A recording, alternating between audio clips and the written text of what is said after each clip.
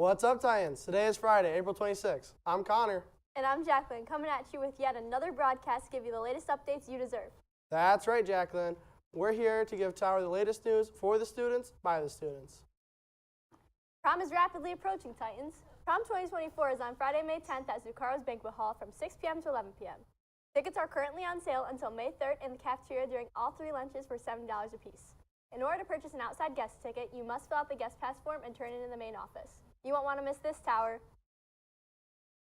Sounds like a magical night, and we can't wait to see you there. Next up, here at Tower, we have a new girls JV tennis coach, which is a very familiar face. Let's meet him. On to you, Brady. Let's do A's today. We're going to do A's. Today we are interviewing the new girls tennis coach, Mr. Martin. We are going to learn why he wanted to coach, the best parts of coaching, the worst parts of coaching, and more.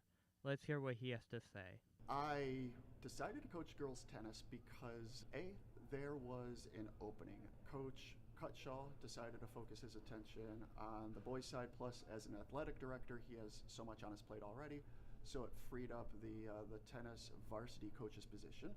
Coach Ashley, who was the assistant varsity coach, bumped up to be the varsity coach, and there was an opening for JV girls tennis.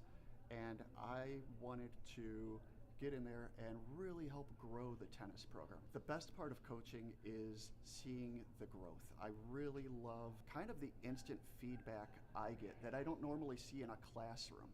You know, in the classroom we see growth over time, and it might not be until years later where somebody comes back and says, hey, you really made a difference, you inspired me to do A, B, or C.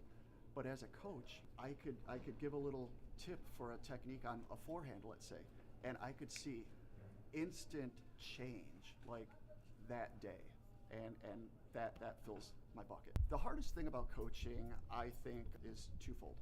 One is the paperwork, right? Seeing who's academically eligible versus ineligible to play, who was here the entire day, who could play in a game, keeping track of player performance. So there's a lot of paperwork stuff that is, you know, a little challenging. Another challenging part about coaching is balancing the different personalities and skill levels on a team. Tennis is a pretty independent sport. You know, you're a singles player or you're playing with a partner as a doubles player, and there's that internal motivation to do your personal best, but we're still a unified team. So even though, you know, the players are playing and trying to outperform their self from their last match, we still have to come together as a team and support one another. So there's that delicate balance there. So I've seen tremendous growth from the very first day. A JV coach usually gets players with little to no experience. And a lot of my girls this season,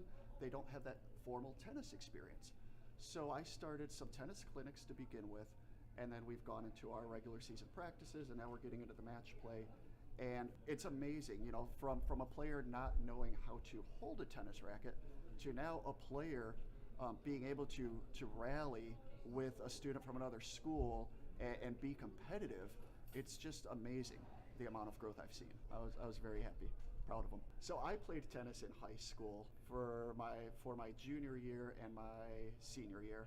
I was on the varsity tennis team, and my coach showed us the importance of the camaraderie of the team.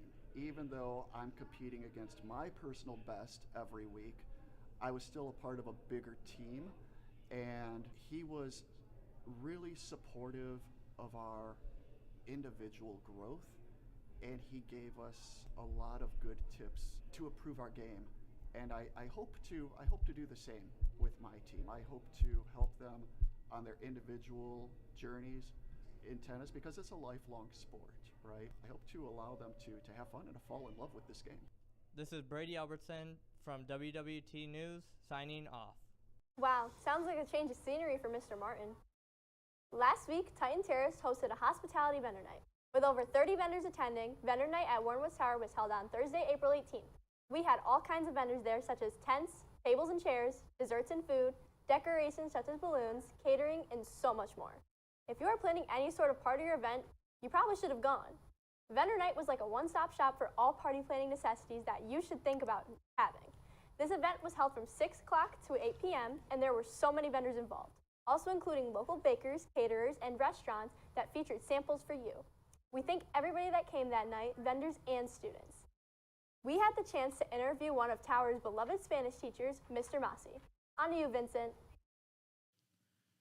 Hey Tower, Vincent Provo here, and I'm here to introduce you to Mr. Massey. Mr. Massey has been one of the most beloved teachers at Tower. Let's see what he has to say.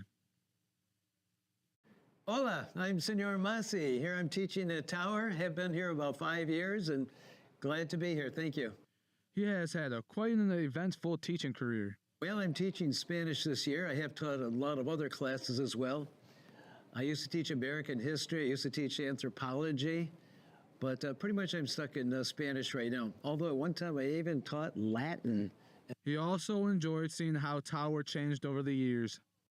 There's a lot more technology now. You know, we never used to use computers. Everything used to just be a paper and pencil. We used to just take attendance on paper and pencil, but now with the computers, with our laptops, things have really changed a lot. We used to just use a TV in class, which was about a 20-inch TV, and now, of course, we have these, these huge screens, which are really very helpful. They're really easy to use, very clean. We get a lot of material from the internet, and it's really quite a big difference from what I used to teach. Well, I guess I got a couple special talents. One is that I can speak Spanish, and the other one, I can play the castanets like this. So there it is, huh? Great. I'm Vincent Provo with Tower News, signing out. Thanks, Vincent. We love seeing Mr. Massey's hidden talent. After 25 years of teaching, our beloved teacher, Miss James, is retiring after the end of the school year. Here are some fun facts to know about her before she leaves. Miss James knew from a very young age that she wanted to teach math thanks to a teacher she had her junior year, Mr. Ross. And ever since, she dedicated her life to becoming a math teacher. She's been in the Warren Woods district since kindergarten, so we can say she's meant to be a Titan all the way from the beginning. She even won homecoming float 4 years in a row. I bet she would have had a strong Jeep to pull all those floats. This is due to her insane love for Jeeps. They're the best vehicle known to man and proudly shows her love off. Her dream vacation is an off-roading adventure in Utah with her Jeep.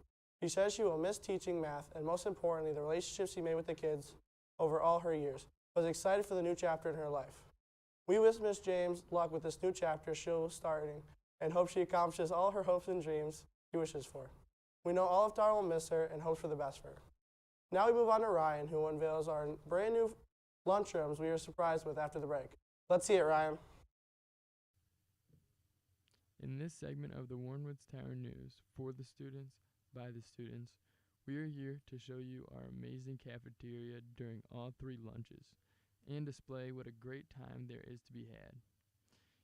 Here is how some people would describe good moments they've had in the lunchroom.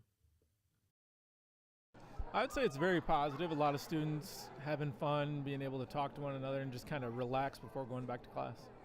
I love how you can buy a variety of stuff there, like all the snacks, and I love how it's clean and then you can sit there all the time. Yeah. Always clean, and all the lunch ladies are nice. They're always appreciated. All the students interact with one another. It can get loud at times, but it's very calm and chill. Just the students getting along, not really causing so much of a ruckus. Everybody pretty much behaves well, so that's what I like about the lunchroom. Hanging out with my friends, and wherever I sit is normally cleaned up. The lunchroom scene is busy, depending on which lunch. A and B lunch is quite busy. The groups are larger and louder. Freshmen are extremely energetic, and they like to throw food and stuff. But other than that, it's not really. This is Ryan Aronofsky signing out. Man, I love eating my lunch in style. I couldn't agree more, Jacqueline. Now, here to brighten everyone's day, we have DeMarte with the weather forecast. How's that weather looking, DeMarte?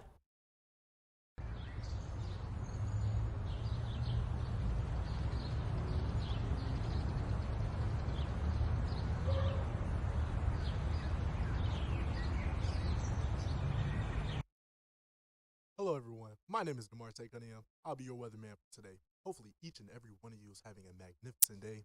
Now it's on to the weather forecast. Today we'll have a high of 64 degrees and a low of 38 degrees. Tomorrow we'll have a high of 75 degrees and a low of 55 degrees. And Sunday I also heard to be quite windy. It'll be a high of 72 degrees and a low of 62 degrees. Well, that's all for me, Tower. I'll be passing on to my good friend Kwame. Now on to the sports segment.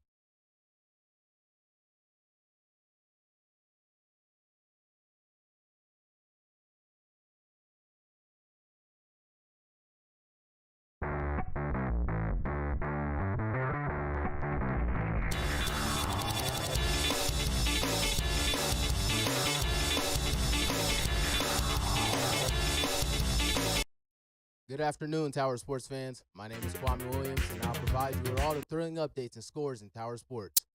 This week, we saw baseball face two tough matchups against Cousino, who they lost 15-2 by, and Marine City, who they lost 6-2, and another tough loss 20-0.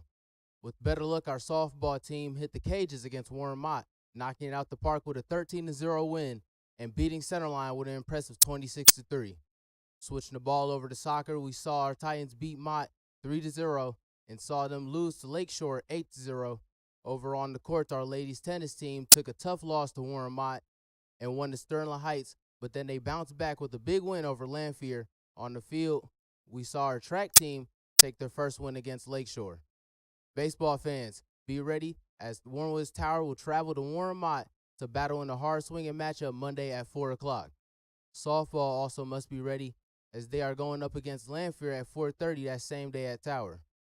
There's also a soccer game where the Titans will go against Sterling Heights at 4:30 on Tuesday. Our very own Titans will run against Marysville in the speedy track duel. Then Wednesday, baseball will be back at it, hitting homers against Warren Mott at 4:30, and soccer will go to Port Huron to play at 4:30. That will bring us into Thursday, battling against Lanphier at 4:30. Then Friday, softball will pick up their bat swinging against Cousino at 4 o'clock.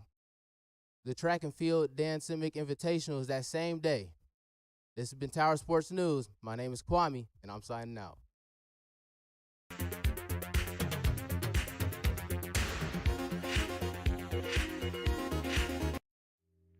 The van trip to Chicago was held on April 18th to the 20th. The van kids got to check out the Science and Industry Museums on the first day. They went to the Millennium Park to see the bean and ate dinner at the Medieval Times. They had even more fun when they went to eat at the best-known Chicago pizza place, took a trip to 360 Chicago, the aquarium, and the Field Museum of Natural History, where they performed. They spent the last day on the Navy Pier and DJ Cruise. Many of the kids went on that trip and said that they would love to go back to Chicago. Sounds like they had an amazing time. Well, Titans, I think that about wraps up today's broadcast. It was a pleasure as always. I'm Jay Money. And I'm C. Dizzy. Cut the cameras.